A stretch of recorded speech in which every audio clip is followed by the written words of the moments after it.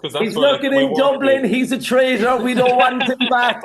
He can stay in Ballyochliha, and the rest of Says, us will stay says Germany. your man, says your man over there drinking the soup in London. You No, have like no soup Santa being coming to consumed me. here. You are listening to The Morning Show with Kathryn Thomas on Dublin's Q102. Now, my next guests are the brains behind the incredible I'm Grand Mam podcast, and they're on the telly chatting all things housing in Help Me Buy a Home. Good morning, Kevin Toomey and PJ Kirby.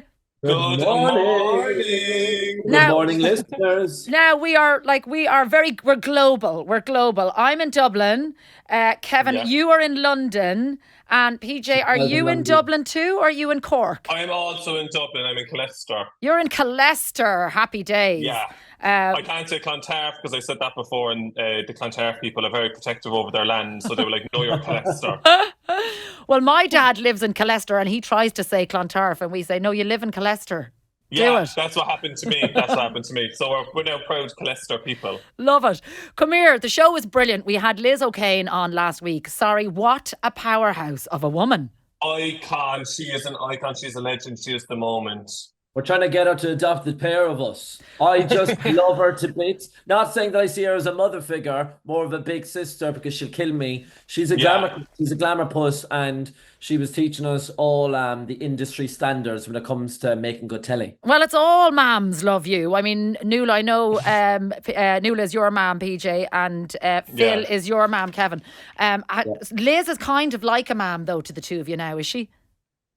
She's taken us under her wing because obviously, like, we went onto the show not having a clue about getting a gas. Whereas, like, she's the expert, so we were like, okay, well, you just lead the way there now, and she sends us off on these missions every week to do a bit of research on different areas. Like, so we got to go to like class gas. We got to go to like a small house up in Leitrim. We got to go to someone in Bantry who's doing a derelict housing grant. So we learned loads. Okay, and the concept of the show for listeners who haven't seen it, Liz chats to all prospective buyers and she gives them insiders tips and guidance, and then ye kind of try and demystify the market. You talk to the experts because there are so many people panicking about, not having the permanent pensionable jobs, if you're freelance, if you've never bought a house before, if you're single.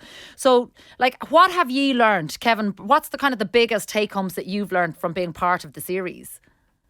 My biggest take home is that I need to leave London, get back to Ireland, and set up a Tinder profile and narrow in on lads who have land and who also have construction abilities. Because lads, they're the best gaffs. It's the ones where the lads are making them themselves because it's so expensive and because of Ireland's laws when it comes to applying for plots of land, because it has to go to like local people or people living in the area or like relatives. You need to find a fella who's handy with his hands, and you know what? Not just handy when it comes to laying down bricks and mortar. Look, let's expand that to being handy in other capacities. In all aspects, the more strings you can have to your bow, the better.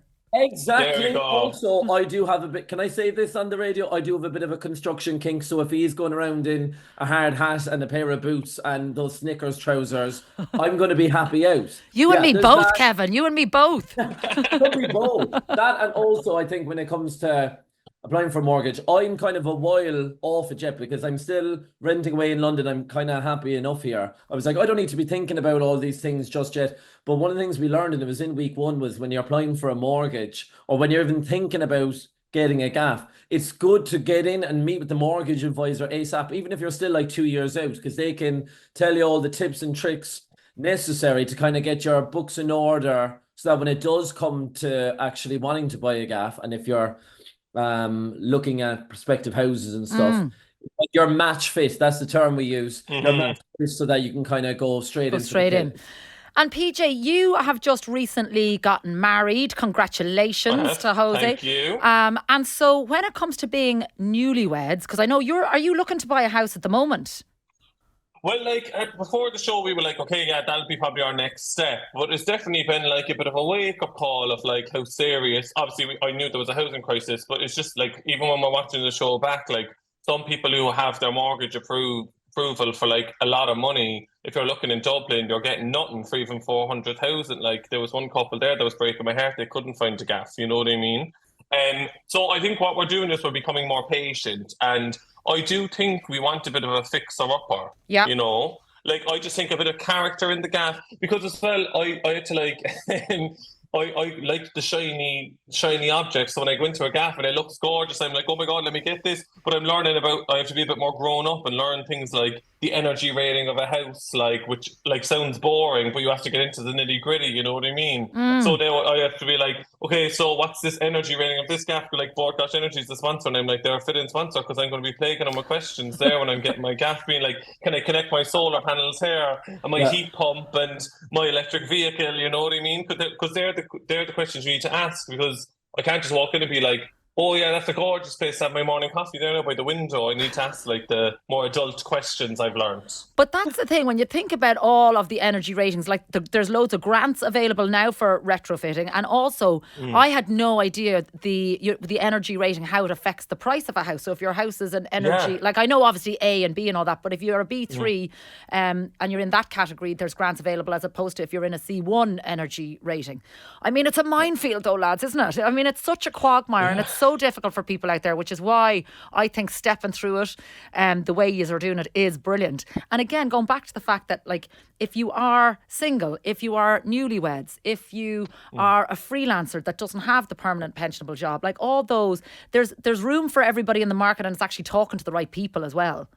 Absolutely. Yeah, and as well, I was getting there that like there was a teaser for the show went up on Facebook, and my sister goes, "Did you see someone commented there going, yeah, well, he shouldn't have getting married if he wanted a house?" I was like, oh, are we saying now that you can't get married if you want a house? Like, that shouldn't be what you have to do. You should be able to get married as well. You know what I mean? Yeah.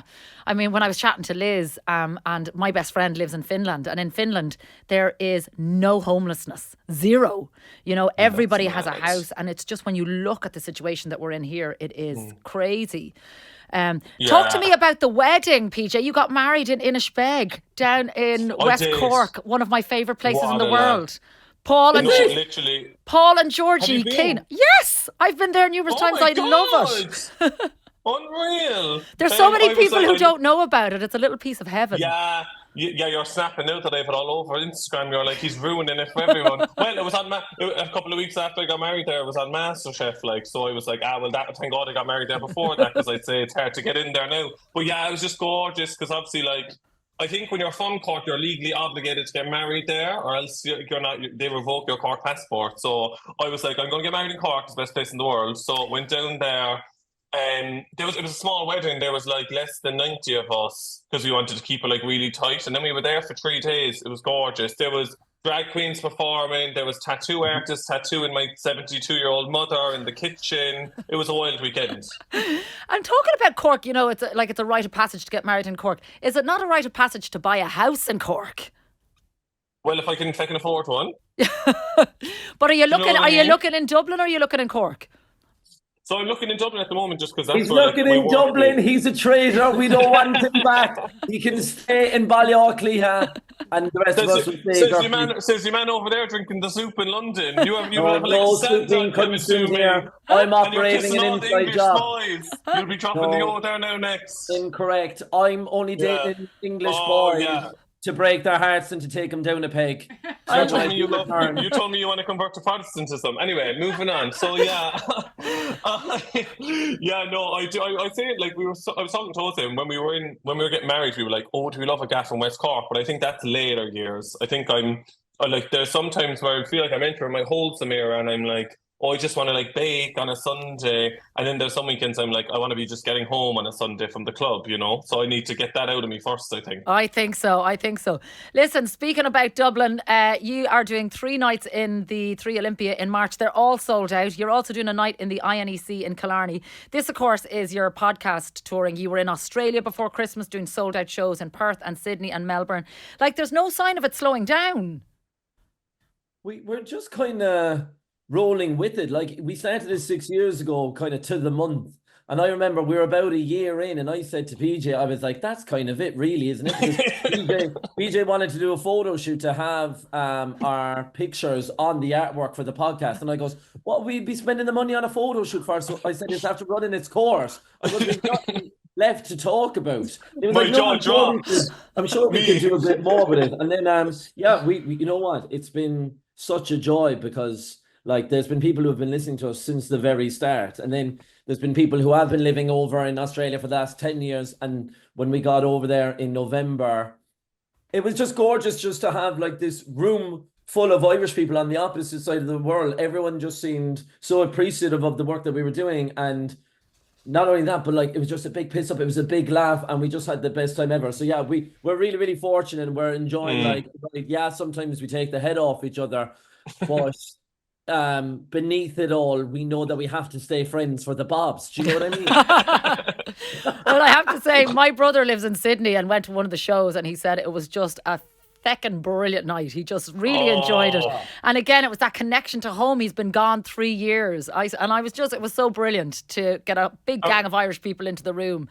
So listen, lovely chatting to you as always, lads. The Help Me Buy a Home, it's on Virgin Media 1 on Sunday at 8 p.m. It is sponsored by Bord Gosh Energy, who are, it's the second season of Help Me Buy a Home, and you can visit boardgoshenergy.ie. Peace out, lads. Lovely to chat to you as always. Thanks for having us. You're the best. Slán from Dublin. Slán from Dublin. Slán from Colester, not Clontarf.